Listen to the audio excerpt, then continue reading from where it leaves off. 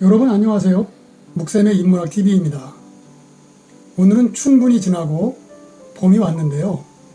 남쪽에서는 꽃 소식이 들려오는 생명이 움트는 계절입니다. 요즘 오미크론이 창궐하고 있는데요. 여러분들은 모두 건강하시기를 바랍니다. 며칠 전 제가 TV에서 싱 어게인이라는 프로를 보게 되었는데요. 무명 가수들에게 기회를 주어 경합을 통해 실력자를 뽑는 프로그램인데 아마 아시는 분들이 많을 것입니다. 저는 이 프로그램을 보고 실력 있는 사람은 결국 알려지게 되는 것을 보면서 떠오른 고사성어가 바로 낭중지추입니다. 그래서 오늘은 낭중지추를 알아보려고 합니다. 그럼 먼저 한자를 살펴보고 성어의 세계로 깊이 들어가 보겠습니다.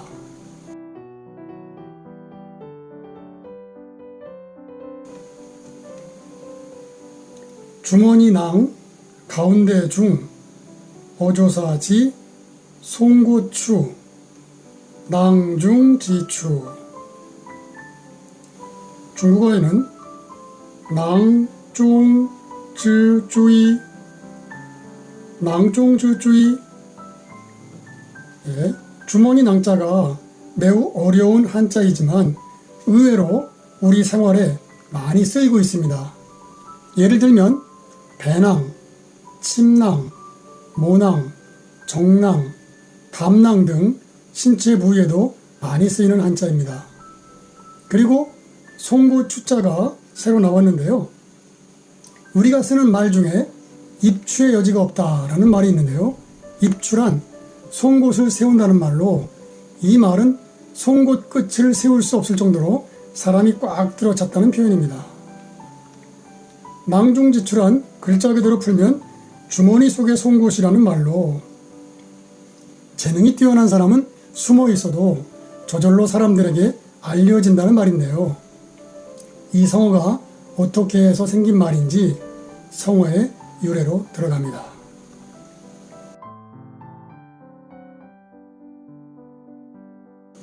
잠시 타임머신을 타고 춘추 전국시대로 거슬러 올라갑니다. 조나라 공자 평원군은 평소 선비를 후하게 대해 식객이 수천 명이 있었다고 합니다. 어느 날 강대국 진나라가 조나라의 수도 한단을 포위하자 조나라는 평원군을 초나라의 특사로 보내 도움을 청하도록 하였습니다. 그리하여 평원군은 식객과 제자 중에서 용맹하고 학식 있는 사람 20명을 선발하여 함께 가려고 하였습니다. 그런데 문무가 겸비한 사람 19명은 가볍게 선발했는데 나머지 1명을 채우지 못해 속을 태우고 있었습니다. 그때 모수라는 사람이 스스로 자기를 추천하는 일이 벌어진 것입니다. 여기에서 모수자천이라는 성어가 생긴 것입니다.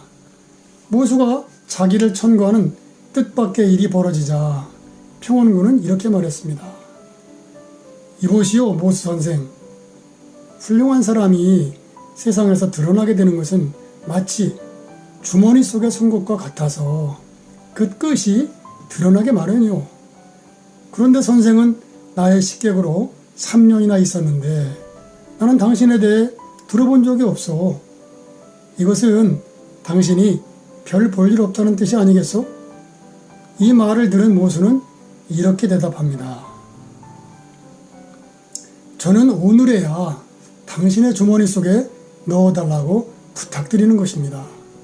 저를 좀 더 일찍 주머니 속에 넣으셨더라면 그 끝만이 아니라 송곳 자루까지 밖으로 나왔을 것입니다. 이 말을 들은 평원군이 반신반의하면서 20명의 사절단에 합류시키자 19명은 서로 눈웃음을 치며 이 별난 사람을 마음껏 비웃었습니다.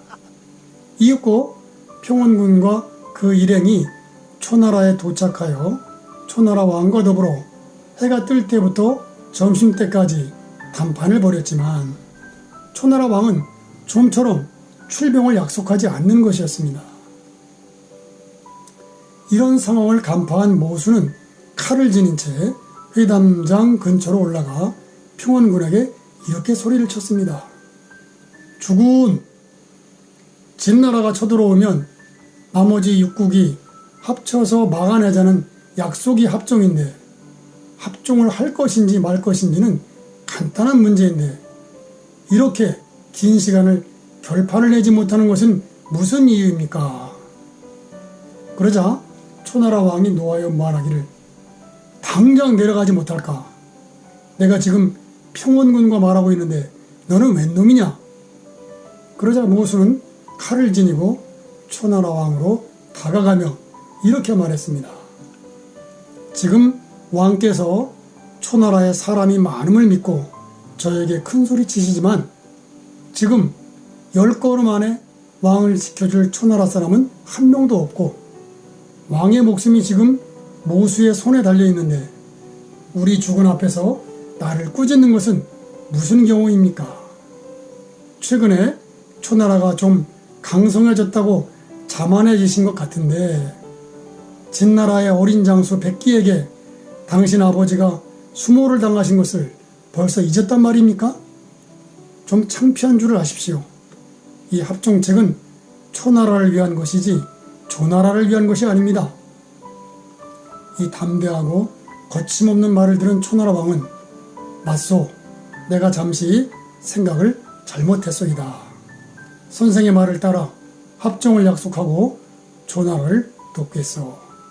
그러자 모수는 지체 없이 초나라 신하들에게 닭과 개와 말의 피를 가져오라고 하여 동반에 담아 받들고 초나라 왕 앞에 무릎을 꿇고 말하기를 피를 마시며 합종을 지킬 것을 다짐해야 하니 초나라 왕이 먼저 마셔야 합니다. 다음은 우리 주군, 그 다음은 제가 마시겠습니다. 이렇게 하여 대궐에서 조약이 맺어졌고 모수는 왼손으로 피를 가지고 오른손으로는 그 19인을 불러 자기 발밑에서 피를 마시게 하며 말하기를 그대들은 남의 뒷공문이나 따라다니며 덕이나 보는 사람들이로군 하고 그동안의 멸시와 수모를 한 번에 갚아주었습니다. 평원군은 모수 덕분에 모든 임무를 마치고 조나라에 돌아와 말하기를 내가 다시는 사람을 겉만 보고 판단하지는 않을 것이다 하고 드디어 모수로 상객을 삼았고 초나라 왕은 구원병을 보내어 조나라를 구원하였다는 이야기입니다. 이 이야기를 들으니 어떠신가요? 실력 있는 사람은 결국 드러나기 마련이죠. 그런데 남이 알아주지 않으면 어떻게 해야 할까요? 논어는 이렇게 대답합니다. 인부지이 불온하니 불역군자호와 즉 남이 알아주지 아니해도 화나지 아니하니 또한 군자답지 아니한가? 또 자왈 불환인지 불기지요 환부지이냐니라. 공자가 말하기를 남이 자신을 알아주지 못함을 걱정하지 말고 내가 남을 알아주지 않음을 걱정해야 한다고 했습니다.